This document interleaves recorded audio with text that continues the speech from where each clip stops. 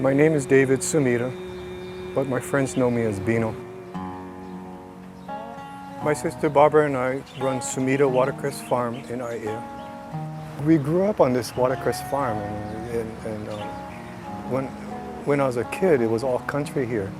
It was, there wasn't any Purvis shopping center, and there wasn't any development. It was all sugarcane and other farms, and so all our neighbors were farmers.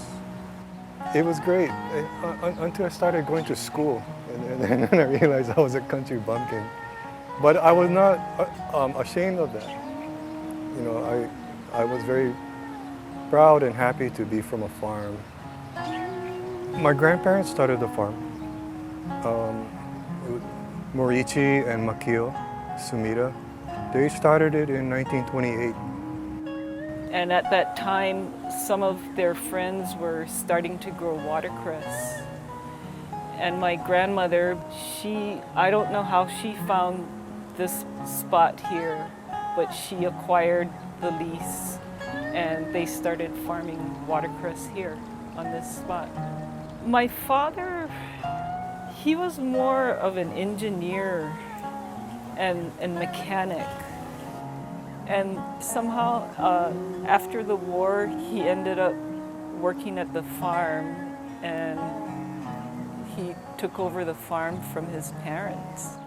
I think that was a given. You know, my dad, he was 10 years old when the farm started, and he worked the farm all his life. So it was a given, and but he had dreams, and so he did it. Yeah, he realized his dream.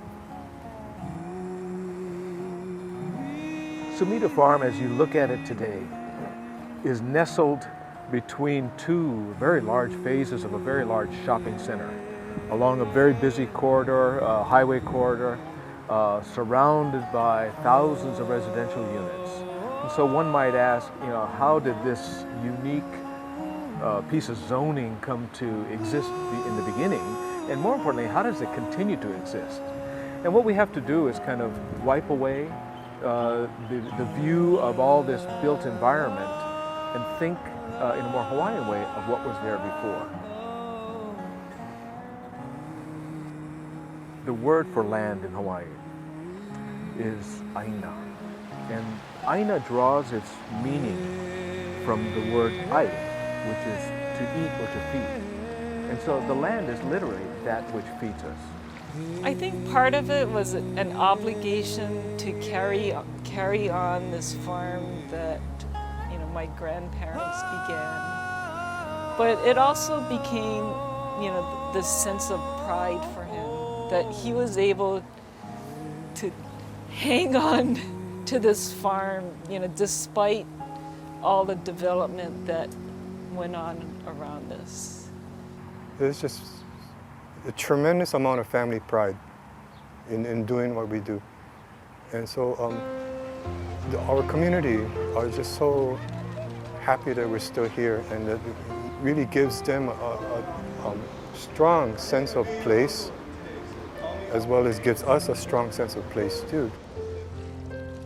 For the kids, we make it fun, and we walk out into the fields, and we catch crayfish for them, and we do all these like fun things. And if the kids could come away with one thing, it would be an appreciation for the land.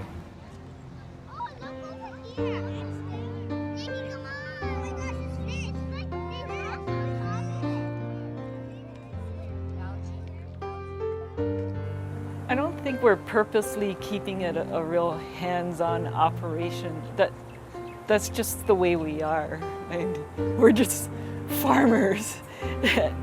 Or maybe it's because we have this attitude where, you know, we're just farmers doing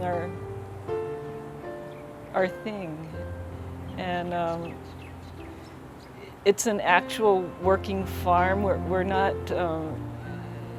trying to be a show place, you know, trying to show everybody how the good old days were. We're just doing it the best way we know how to do it.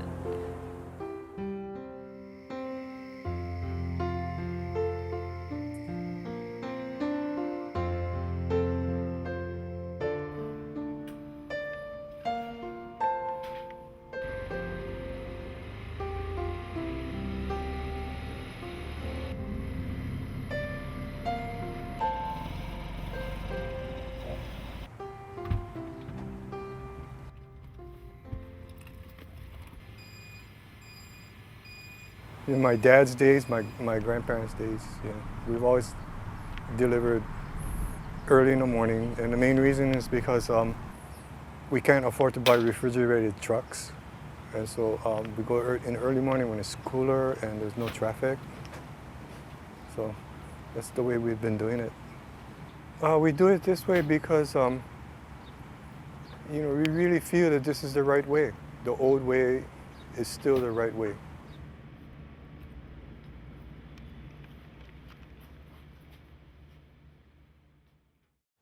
I don't really know how Bino became Bino. I know he was David Sumida, the art student, and I know that he didn't start playing guitar till pretty late in life.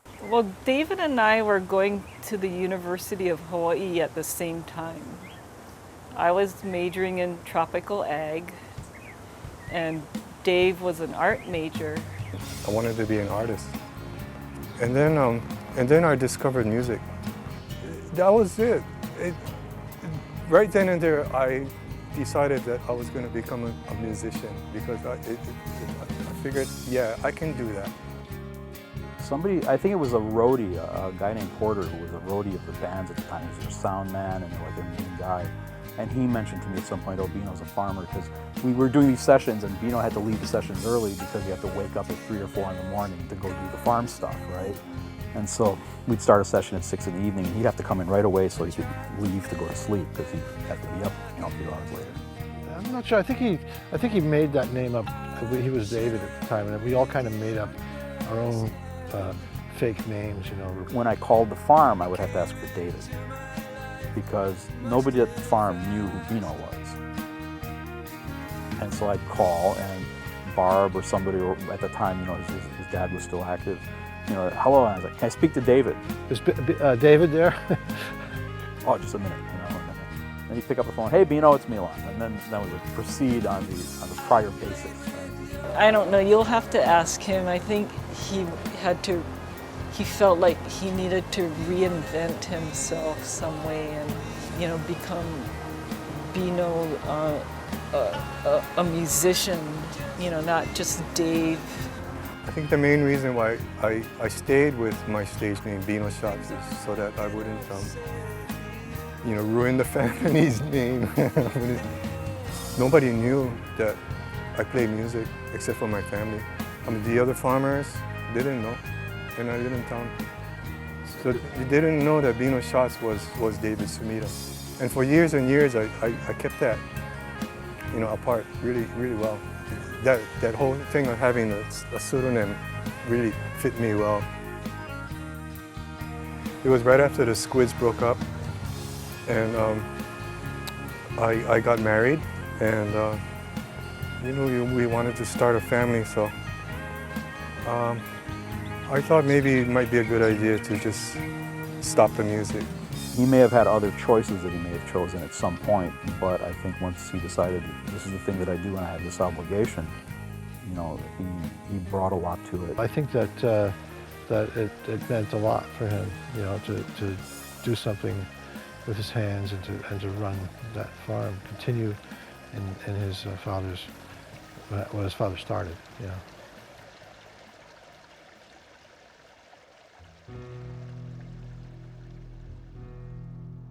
Well, I think there's a lot of interest in people coming back to the land. But the key thing is are we going to grow farmers again, like the Sumida family, to really kind of being more entrepreneurial and go back to farms that are successful, but are intimate and family-based in their operation. I do think they need to think about probably legacy of who's going to take over next. It's a lot easier to sell that farm, but to keep it in agriculture, I think is a much harder deal. And to find somebody that has the integrity and willpower to stay and really stay in farming is the challenge. My parents never pushed any of us to take over the farm.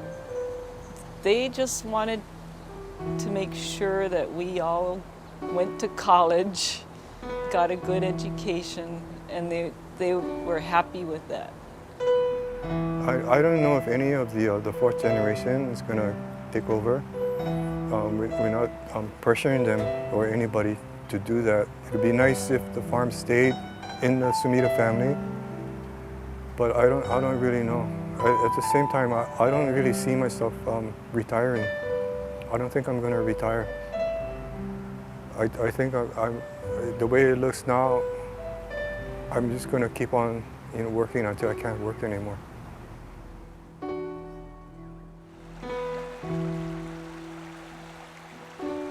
As far as the fourth generation, they're kind of young. They don't really know, what direction they're going in.